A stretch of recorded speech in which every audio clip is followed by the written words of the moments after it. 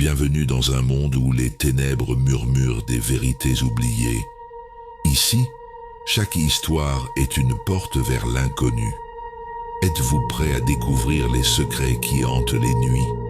Asseyez-vous, éteignez les lumières et laissez l'obscurité vous envelopper.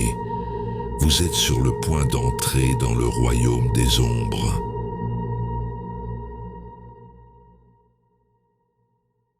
Emma n'avait jamais connu son oncle Victor. Il était, pour ainsi dire, un fantôme dans l'histoire familiale, un sujet tabou que ses parents éludaient habilement à chaque tentative d'interrogation. Alors, quand elle reçut une lettre d'un notaire annonçant qu'elle avait hérité de sa maison, une curiosité mêlée de malaise l'envahit.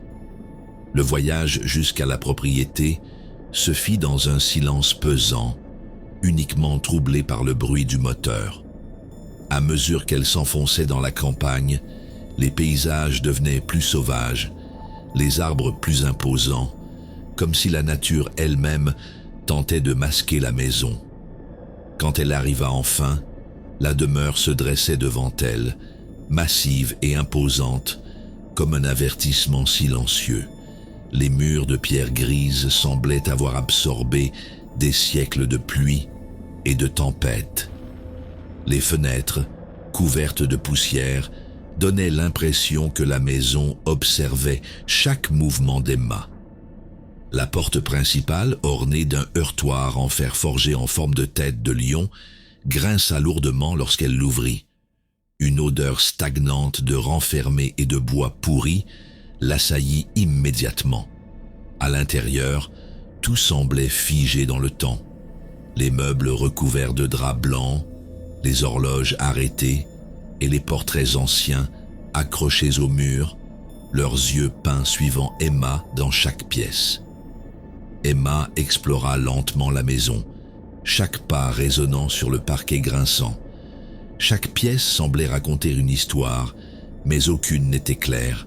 Les murs de la bibliothèque étaient tapissés de livres anciens aux titres effacés par le temps, et un globe terrestre poussiéreux trônait au centre, figé dans une position étrange, comme s'il avait été abandonné en pleine consultation. Dans la cuisine, des ustensiles rouillés étaient encore suspendus au-dessus d'un évier rempli d'eau stagnante.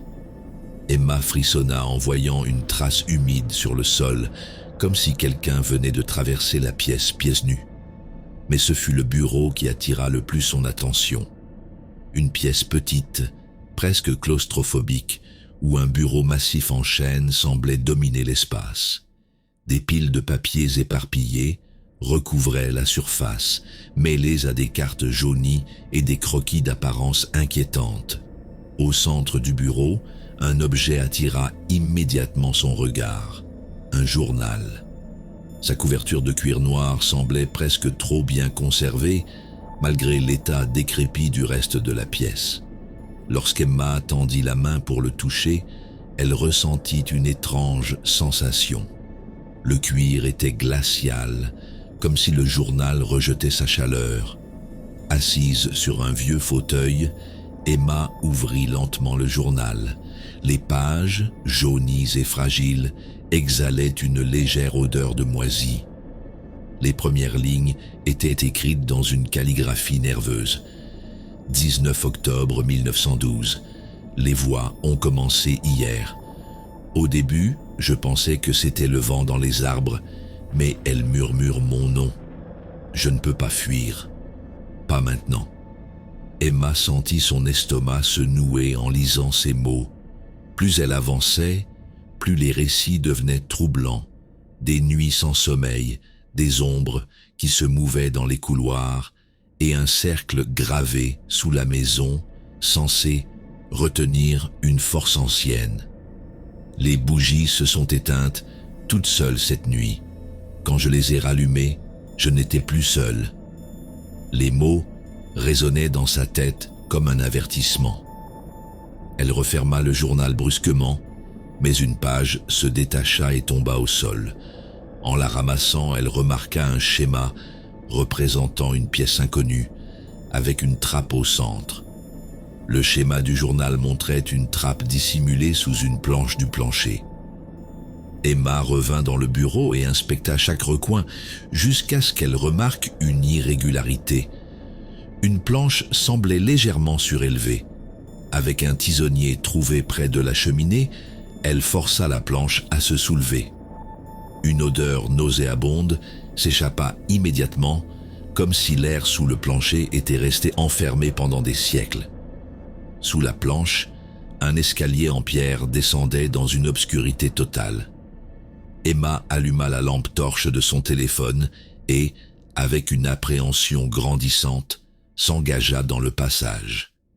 Les murs, suintants et couverts de mousse, semblaient se refermer sur elle. L'escalier semblait interminable et chaque pas résonnait comme un coup de tonnerre. Quand elle atteignit enfin le bas, elle découvrit une immense cave.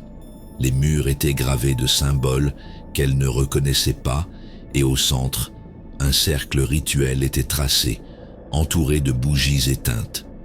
Le journal avait mentionné ce cercle comme étant un portail, un lien vers une force ancienne.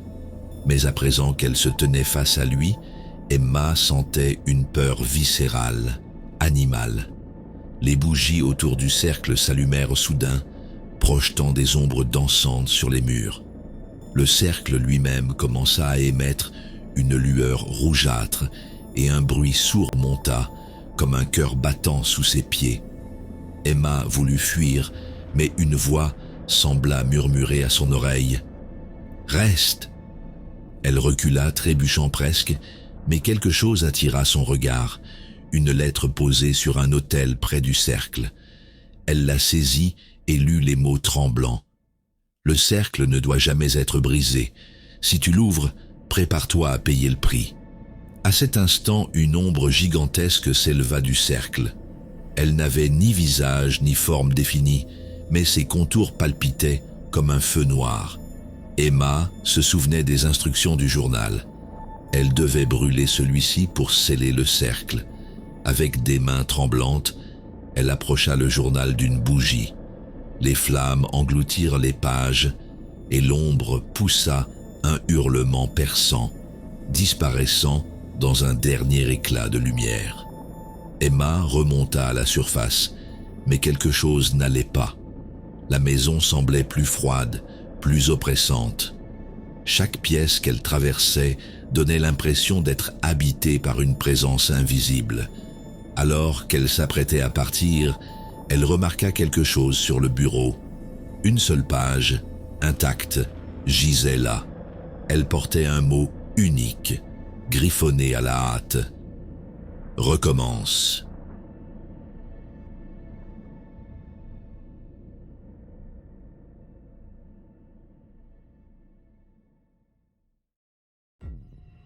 Merci d'avoir exploré l'inconnu avec nous. Si cette histoire vous a captivé, laissez un pouce bleu et abonnez-vous pour ne jamais manquer une nouvelle porte vers l'étrange. Et rappelez-vous, les ténèbres ne dorment jamais.